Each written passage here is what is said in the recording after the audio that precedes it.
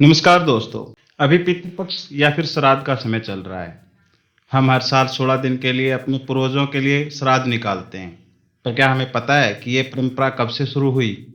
जब हमारे पूर्वज हर बंधन से मुक्त होकर हमें आशीर्वाद देने आते हैं और हम उस दिन को एक अशुभ दिन बोलते हैं। ऐसा क्यों है? क्यों पितृपक्ष यानी पितृ देवताओं के समय को श्राद्ध कहा जाता है? घर पर श्राद्ध निकालने की सही विधि क्या है?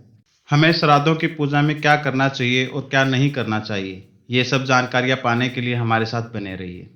सबसे पहले हमें जानना चाहिए कि पितृपक्ष या श्राद्ध क्या होते हैं। धार्मिक ग्रंथों में मृत्यु के बाद आत्मा की स्थिति का बड़ा सुंदर वर्णन मिलता है।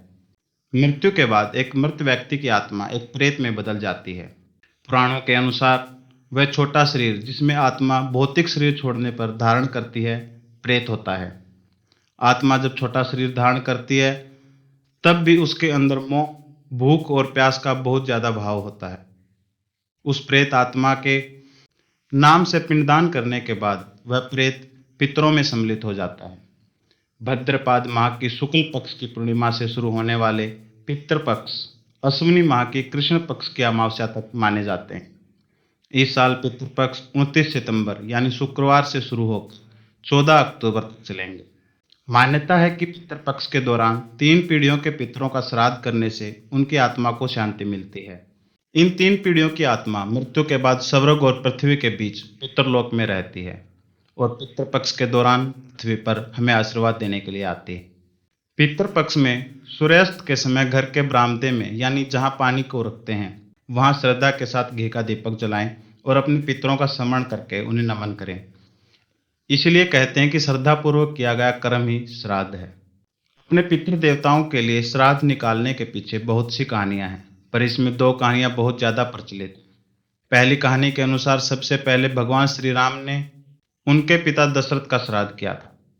हिंदू धर्म में सर्वमान्य श्री रामचरितमानस में भी श्री राम के द्वारा श्री राजा दशरथ और जटायु को गोदावरी नदी पर गया जी, जो कि अभी बिहार में है, श्राद्ध करने का उल्लेख मिलता है। एक मान्यता यह भी है कि महाभारत के युद्ध के बाद युधिष्ठिर ने ही कौरवों और पांडवों की तरफ से युद्ध में मारे गए सभी लोगों का श्राद्ध किया था। इस पर जब श्री कृष्ण ने कर्ण का श्राद्ध करने के लिए कहा तो युधिष्ठिर ने कहा कि वो हमारे कुल का नहीं था, ऐसे में वो कैसे उनका श्राद्ध कर सकते हैं। इस पर कृष्ण ने पहली बार श्राद्ध से पर्दा उठाया कि कर्ण और कोई नहीं बल्कि युधिष्ठिर का बड़ा भाई है। एक और कहानी बहुत प्रचलित है। त्रिमुनि ने श्राद्ध करने का उपदेश राजा निम्मी को दिया था। राजा निम्मी सीता माता के पिता राजा जनक के पूर्वज थे और मुनि त्रिब्रह्मा जी के मानस पुत्रों में से एक थे। चंद्रमा, दत्तात्रेय और दुर्वासा, ये तीनों उन्हीं के पुत्र थे। त्रि ऋषि सती अनुसुईया के पति थे। सती अनुसुईया 16 सतियों में से एक थी, जिन्होंने अपने तपोबल से ब्रह्मा, विष्णु एवं महेश को बालक के रूप में परिवर्तित कर दिया था। इस कहानी के अनुसार सबसे पहले श्राद्ध महर्षि निमि ने किया था। बाद में धीरे धीरे कई अन्य महर्षि भी श्राद्ध करने लगे और पुत्रों को अन्न का भोग लगाने लगे। जैसे जैसे श्राद्ध की परंपरा बढ़ती गई, देवता और पितृ धीरे धीरे पूर्ण रूप से तृप्त हो गए, जिसके बाद उन्हें भोजन को पचाने की समस्या सामने आने लगी। लगातार श्राद्ध का भोजन करने से पितरों को भोजन का नय पाचन रोग हो गया था।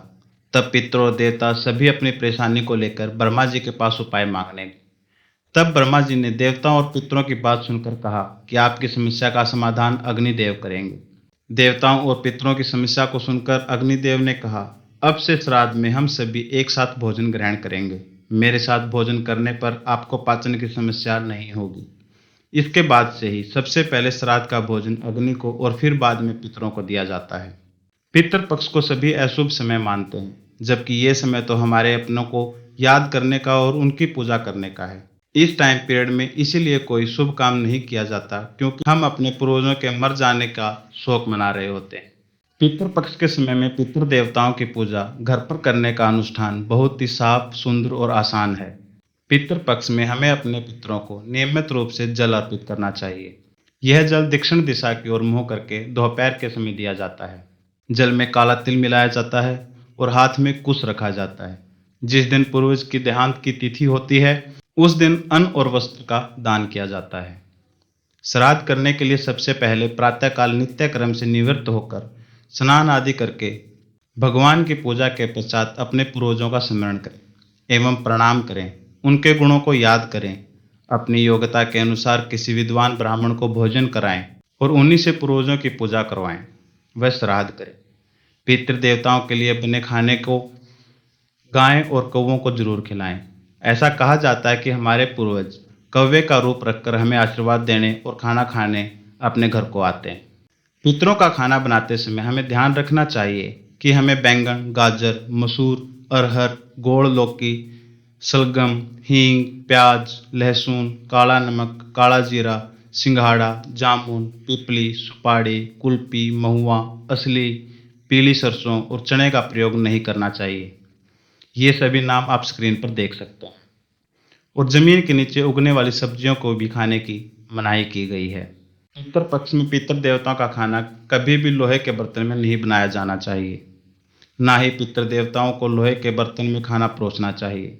पितृ देवताओं को हमेशा मिट्टी के बर्तन में या पत्ते के बने दोनों में ही भोजन को परोसना चाहिए।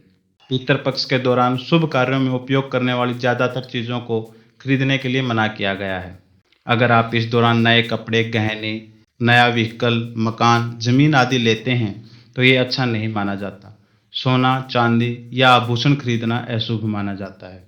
पितृदोष को दूर करने के लिए और घर में सुख शांति हेतु हमें दूध के बने प्रसाद का भोग मिट्टी के बर्तन में अपने देवताओं को लगाना चाहिए। हर रोज मंत्र जप के बाद पश्चिम दिशा की तरफ फेंक दें या रखकर आ जाएं। इस प्रकार 11 दिन तक प्रयोग करें। इस प्रकार जब प्रयोग समाप्त हो जाए तो 12वें दिन उस मिट्टी के बर्तन को पानी में बहा दें। इस प्रकार करने से पितृदोष खत्म हो जाएगा और घर में सुख शांति रहेगी। पितृ देवताओं की पूजा करने के लिए स्क्रीन पर दिए गए मंत्रों का जाप करना चाहिए। पितृ पक्ष में सबसे ज़्यादा महत्वपूर्ण बातें जो ध्यान देने योग्य हैं वो इस प्रकार हैं। नंबर 1, श्राद्ध की संपूर्ण क्रिया दक्षिण की ओर मुँह करके की जाती है। नंबर 2, श्राद्ध में पितरों को भोजन सामग्री देने के लिए मिट्टी के बर्तनों का प्रयोग करना चाहिए। मिट्टी के बर्तनों के अलावा लकड़ी के बर्तन, पत्तों के दोने, केले के पत्ते को छोड़कर का भी प्रयोग कर सकते हैं। नंबर 3, श्राद्ध में तुलसी जल का प्रयोग आवश्यक है। नंबर 4, श्राद्ध बिना आसन के कभी भी ना करें। नंबर 5, श्राद्ध में अग्नि पर घी तिल के साथ डालें। यदि आपके घर की स्थिति अच्छी नहीं है तो केवल आप अन्न से भी श्राद्ध कर सकते हैं। नंबर 6, श्राद्ध में हमें सामाजिक या व्यापारिक संबंध कभी भी स्थापित नहीं करने चाहिए। नंबर 7, श्राद्ध के दिन दही नहीं बिलोनी चाहिए और ना ही चक्की चलानी चाहिए। यदि आपको श्राद्ध या पितृपक्ष के बारे में कोई जानकारी चाहिए तो आप हमें कमेंट करके अपने सवाल पूछ सकते हैं। हमें आपके सवालों का जवाब देने में खुशी होगी। यदि आपको दी गई जानकारी अच्छी लगी हो तो हमारे चैनल को सब्सक्राइब करना ना भूलें। हम समय समय पर इस प्रकार की हिंदू धर्म से रिलेटेड जानकारियाँ और कहानियों की वीडियो लेके आते रहते हैं। जय श्री कृष्ण, राधे राधे।